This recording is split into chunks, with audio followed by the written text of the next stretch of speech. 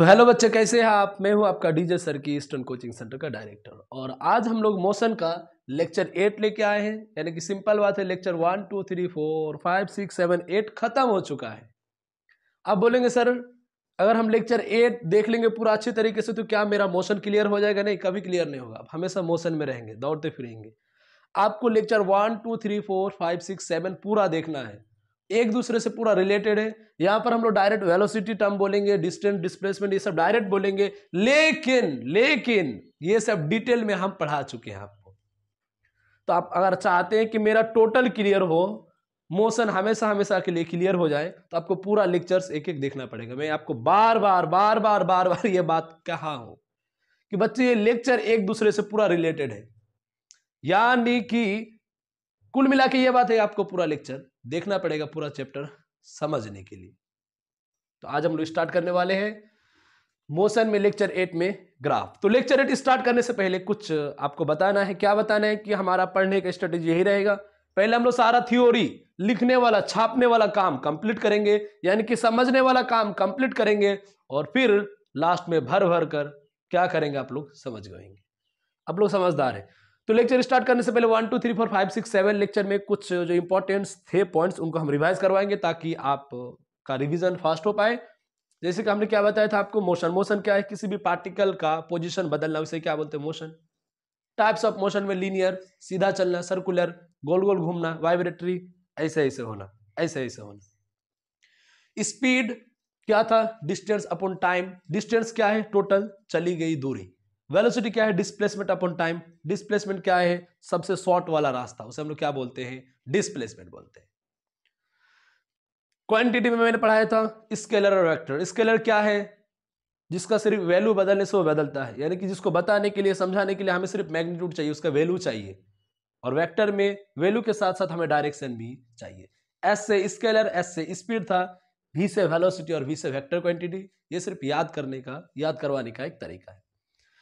आज हम लोग मोशन में लेक्चर 8 में लेके आए ग्राफ। आज हम लोग क्या पढ़ेंगे बच्चे? ग्राफ के बारे में पढ़ने वाले हैं।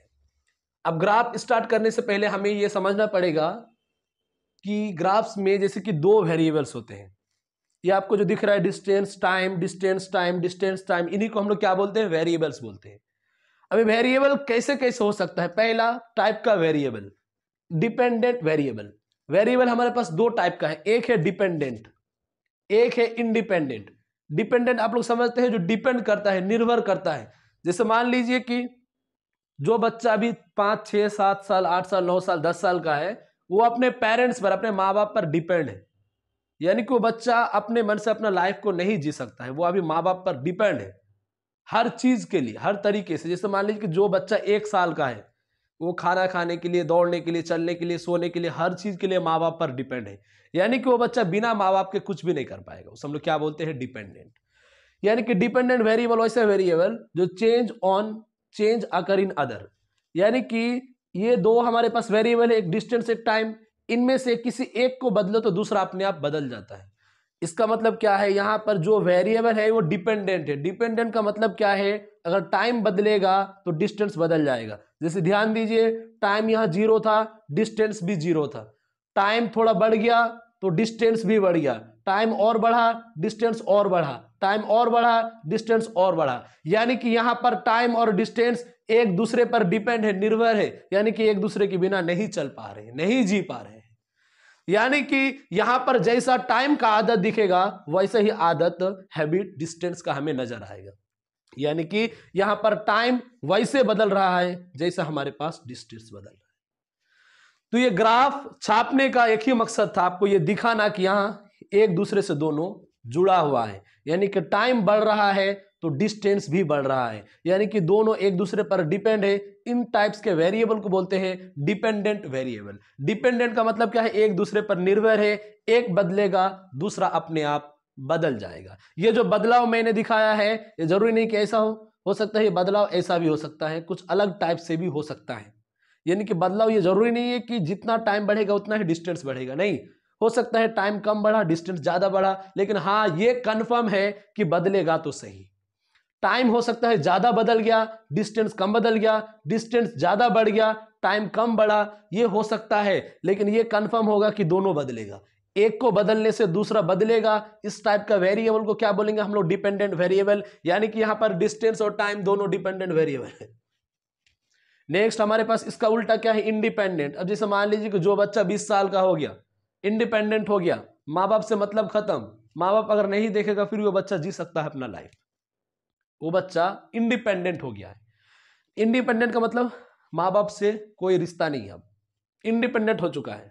ऐसे लेकिन होना नहीं चाहिए, एग्जाम्पल के लिए आपको मैंने बता दिया। हाँ, पता चलो कुछ बच्चे कमेंट कर रहे, सर आप तो बच्चे और माँ बाप का रिश्ता को बिगाड़ रहे। नहीं, हम बिगाड़ नहीं रहे हैं। इंडिपेंडेंट का मतलब क्या है? Note change on change occur in other. जैसे यहां पर देखिए टाइम और डिस्टेंस का ग्राफ है। ग्राफ में आपको पता होना चाहिए कि जो इधर वाला हॉरिजॉन्टल इसे हम लोग एक्स एक्सिस बोलते हैं, और जो वर्टिकल है इसे हम लोग वाई एक्सिस बोलते हैं। एक्स और वाई के नाम से जाना जाता है। हॉरिजॉन्टल वाला ये वाला एक्स एक्सिस और ऊपर वाला वाई एक्सिस। वाई में हमारा क्या है? डिस्टेंस, और एक्स में क्या है? हमारे पास टाइम है। यहां पर देखिए टाइम लगातार बढ़ रहा है। इधर वाला टाइम है, देख पा रहे हैं आप? हॉरिजॉन्टल मतलब इधर वाला टाइम है, ये लगातार टाइम बढ़ रहा है, लेकिन आपका डिस्टेंस नहीं बढ़ रहा है। मान लीजिए कि यहां पर डिस्टेंस कुछ था x, तो आगे ही x ही तो है, डिस्टेंस बढ़ा नहीं है ना। मान लीजिए कि यहां पर x है तो हर लाइन में x ही रहेगा, यानी कि डिस्टेंस नहीं बदला लेकिन टाइम बढ़ रहा है। मान लीजिए कि यहां पर टाइम है 2 सेकेंड, तो यहां पर कितना होगा? टाइम बढ़ के 4। मान लीजिए कि यहां पर 7, मान लीजिए कि यहां पर 9। यानी कि इस ग्राफ में टाइम हमारा कंटिन्यूअस बढ़ रहा है लेकिन डिस्टेंस नहीं बढ़ रहा है। डिस्टेंस जितना है उतना ही है। यानी कि यहां पर डिस्टेंस टाइम पर डिपेंड नहीं है, डिस्टेंस टाइम पर निर्भर नहीं है। टाइम कितना भी बढ़ाते जाओ, डिस्टेंस जितना है उतना ही बना रहेगा। यानी कि यहां पर टाइम पर डिस्टेंस डिपेंड नहीं है, यानी कि डिस्टेंस यहां पर एक इंडिपेंडेंट वेरिएबल है। इंडिपेंडेंट का मतलब क्या है? टाइम को कितना भी बढ़ाओ डिस्टेंस नहीं बढ़ेगा, डिस्टेंस एक्स एक्स उतना ही रहेगा। क्या आप लोग मेरा बात समझ पा रहे? हाँ, बिल्कुल समझ पा। अब ग्राफ में से हमारे पास पहला ग्राफ क्या है? Distance displacement time graph. यानी कि ये ग्राफ डिस्टेंस या टाइम और डिस्प्लेसमेंट टाइम के बीच में होगा। यानी कि y में डिस्टेंस टाइम होगा या फिर y में डिस्प्लेसमेंट और टाइम होगा। ये डिस्टेंस डिस्प्लेसमेंट टाइम ग्राफ पहला हमारे पास है। इसमें हमारे पास समझने वाला पहला क्या चाहिए? स्लोप। स्लोप क्या होता है? tan theta. जैसे यहां पर बोर्ड में दिखाया गया, ध्यान से देखिए। ये हमारा ऊपर क्या है? डिस्टेंस, नीचे क्या है? टाइम। x में क्या है? टाइम, y में क्या है? डिस्टेंस। ये मैंने ग्राफ बनाया ए मैंने एक लाइन खींचा ए। जो ए है हमारा, ये x से कुछ थीटा एंगल बना रहा है, इसी को हम लोग एंगल बोलते हैं। कुछ कोण, कुछ ना कुछ तो एंगल बन रहा है। ये एंगल क्या बन रहा है? ये थीटा। ये जो थीटा बना डिस्टेंस और टाइम के बीच में, इस थीटा को ही क्या बोलते हैं हम लोग? tan theta. और ये हमारे पास इसी को क्या बोलते हैं हम लोग? स्लोप। ठीक है, और इसी को हम लोग क्या बोलते हैं? dy by dx। ये जो y dy यानी कि y में चेंज अपॉन x में चेंज। जैसे यहां पर देखिए, यहां दिखाया गया है, ये है x में चेंज क्या हुआ? टाइम कितना था? t1। टाइम बढ़ बढ़ के कितना हो गया? t2, यानी कि x में चेंज आया t2 माइनस t1। अब y में देखिए, यहां पर पहले डिस्टेंस कितना था? x1, बढ़ के डिस्टेंस कितना हो गया? x2, यानी कि डिस्टेंस x1 से बढ़कर x2 हो गया, टाइम t1 से बढ़कर t2 हो गया। तो ऊपर वाला चेंज यानी कि x2 माइनस s1, बड़ा माइनस छोटा, अपो नीचे वाला चेंज t2 माइनस t1, बड़ा माइनस छोटा, इन दोनों चेंज का रेशियो जो भाग है उसे ही हम लोग क्या बोलते हैं? tan theta. क्या बोलेंगे? tan theta. आगे समझने वाले हैं। तो अब मान लीजिए कि हमारे पास ऊपर y में क्या है? डिस्टेंस, और x में क्या है? टाइम।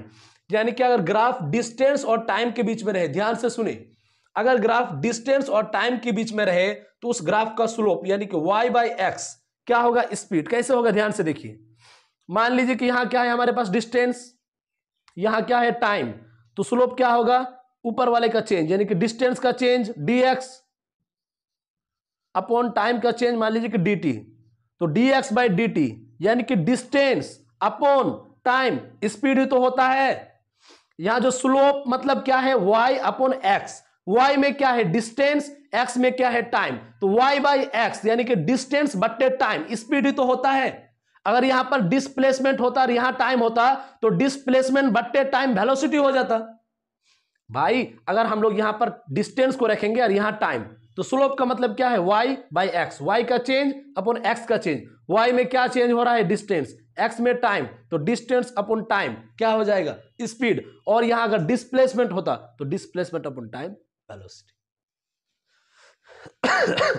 तो डिस्टेंस और डिस्प्लेसमेंट टाइम ग्राफ में हम लोग अलग अलग केसेस पढ़ने वाले हैं। पहला केस क्या है हमारे पास, when body is at rest, यानी कि जब बॉडी या फिर पार्टिकल या फिर ऑब्जेक्ट रेस्ट में रहे। रेस्ट का मतलब क्या है, रुका हुआ। रेस्ट का मतलब क्या है, रुका हुआ। हाँ, कमेंट नहीं करना है सर आप क्या लिखे, वो निरा हुआ तो नहीं लिखते, नहीं बेटा वो निरा हुआ नहीं है, रुका हुआ है। जब बॉडी रुका हुआ रहे, जैसे मान लीजिए कि मैं एक बॉडी हूं, मैं रुका हुआ हूं, मैं चल नहीं रहा हूं।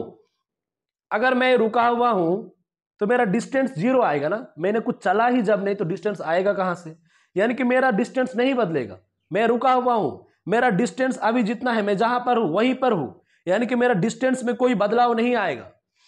यानी कि when body is at rest note change in distance, distance में कोई बदलाव नहीं आएगा क्योंकि बॉडी रुका हुआ है, रेस्ट पर है। उस टाइम में डिस्टेंस और टाइम का ग्राफ कैसा आएगा, ये ग्राफ ये कहना चाहता है जब कोई बॉडी रुका हुआ रहे तो टाइम के साथ उसका ग्राफ कैसा बनेगा। ठीक है, ये हमारा है डिस्टेंस। ऊपर y में क्या है डिस्टेंस, x में क्या है टाइम। ये टाइम t1 टाइम t2, इन्हीं शुरू में टाइम कम था, बढ़ बढ़ के t2 हो गया, बढ़ गया। लेकिन आपका डिस्टेंस जो यहां पर जितना है, मैंने आपको पहले समझाया था, डिस्टेंस यहां पर सेम बताया गया है क्योंकि बॉडी किस में है, रेस्ट में है।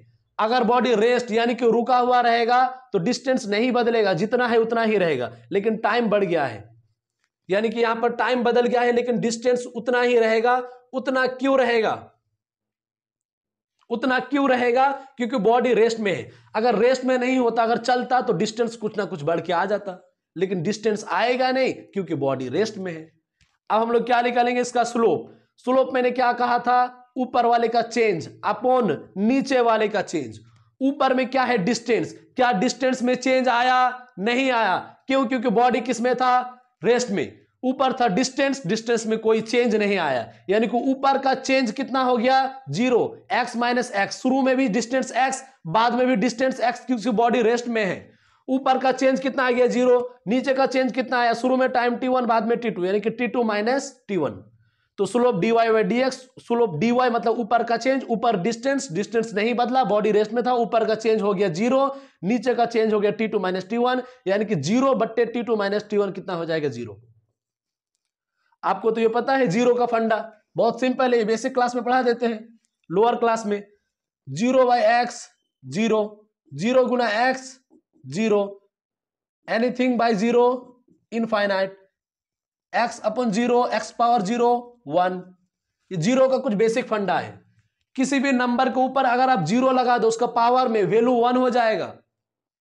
5 पावर 0 1, 10 पावर 0 1। जीरो को किसी भी नंबर से भाग कर दो, जीरो आ जाएगा। जीरो को किसी से गुना करो, जीरो, और किसी भी नंबर को जीरो से भाग कर दो, इनफाइनाइट आ जाएगा। यह हमारा पहला था, जब बॉडी रुका हुआ रहे यानी कि डिस्टेंस में कोई बदलाव नहीं आएगा तो स्लोप tan थीटा कितना आएगा, जीरो आएगा। दूसरा क्या है, one body is in uniform motion. ध्यान से देखे बोर्ड में मैंने क्या लिखा है, दूसरा ग्राफ कब बनाना है, जब बॉडी यूनिफॉर्म मोशन करे। अब यूनिफॉर्म मोशन का मतलब क्या है, वेलोसिटी कांस्टेंट, यानी कि वेलोसिटी को नहीं बदलना है। वैसा मोशन जिस मोशन में वेलोसिटी नहीं बदलता है उसे हम लोग यूनिफॉर्म मोशन बोलते हैं। वेलोसिटी कांस्टेंट यानी कि मोशन क्या है, यूनिफॉर्म। जैसे यहां पर एक ग्राफ देखिए, ऊपर हमारे पास मान लीजिए कि डिस्टेंस या डिस्प्लेसमेंट, और नीचे क्या है, टाइम। वेलोसिटी को हमने क्या रखना है, कांस्टेंट, क्योंकि मोशन कैसा है, यूनिफॉर्म। अब वेलोसिटी क्या होता है, वेलोसिटी को कांस्टेंट कीजिए या फिर स्पीड को। यहां हमारे पास स्पीड या फिर वेलोसिटी क्या होता है, डिस्टेंस अपॉन टाइम। मान लीजिए कि स्पीड है, स्पीड क्या होता है, डिस्टेंस अपॉन टाइम। अब वेलोसिटी कांस्टेंट है तो स्पीड भी कांस्टेंट होगा, ये कॉमन सेंस है। अगर कभी भी वेलोसिटी कांस्टेंट हुआ तो स्पीड कांस्टेंट होगा ही, क्योंकि वेलोसिटी अगर कांस्टेंट है तो वैल्यू भी कांस्टेंट है और डायरेक्शन भी कांस्टेंट है, और स्पीड कांस्टेंट होने के लिए सिर्फ वैल्यू का कांस्टेंट होना जरूरी है। आप सिंपली ये याद रखें, अगर वेलोसिटी कांस्टेंट है तो स्पीड भी कांस्टेंट होगा। वेलोसिटी कांस्टेंट है तो स्पीड भी क्या होगा, कांस्टेंट होगा। तो स्पीड क्या होता है, डिस्टेंस अपॉन टाइम। अब स्पीड हमारे पास क्या है, कांस्टेंट, क्योंकि वेलोसिटी क्या है, कांस्टेंट, क्योंकि मोशन कौन सा है, यूनिफॉर्म। स्पीड कांस्टेंट हो गया तो हम यह हमारे पास एस डिस्टेंस क्या होगा, v इंटू टी। यहां पर v क्या है, कांस्टेंट, स्पीड क्या है, कांस्टेंट, स्पीड को हटा दो, कांस्टेंट है। तो जो हमारा डिस्टेंस है वो किसके साथ रिश्ता बनाएगा, टी के साथ। v के साथ रिश्ता क्यों खत्म हो गया, क्योंकि v तो बदलेगा नहीं, v के साथ कोई बदलाव आएगा नहीं, v यहां पर वेरिएबल नहीं है, v नहीं बदलेगा, v जैसा है वैसा रहेगा। तो v का हमने क्या क्या हटा दिया यहां से।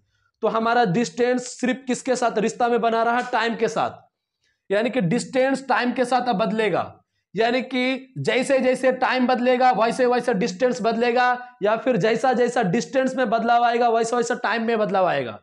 ये जो मैंने चिन्ह दे रखा है इसको बोलते हैं डायरेक्टली प्रोपोर्शनल। डायरेक्टली प्रोपोर्शनल का यह मतलब है कि जैसे ये बदलेगा वैसे वो बदलेगा। जैसे यहां पर मैंने कभी कोई लिख दिया, मान लो x directly proportional to y, यानी कि x y से बदलेगा जैसे y बदलेगा, यानी कि x का और y का बदलना एक जैसा होगा, इसे हम लोग डायरेक्टली प्रोपोर्शनल बोलते हैं।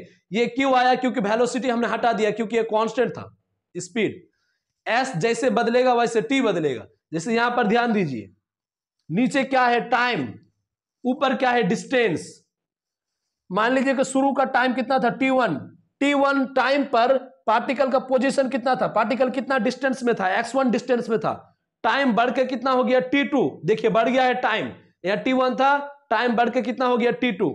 जब टाइम बढ़ के t2 हो गया तो डिस्टेंस बढ़ के x2 हो गया, यानी कि जैसे ही टाइम बढ़ा डिस्टेंस भी बढ़ गया, यानी कि टाइम में जैसा बदलाव आया वैसा ही डिस्टेंस में बदलाव आया। यहां पर टाइम बढ़ा, यहां पर डिस्टेंस बढ़ गया।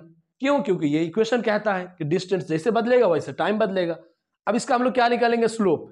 स्लोप का मतलब क्या है, ऊपर वाले का चेंज अपॉन नीचे वाले का चेंज।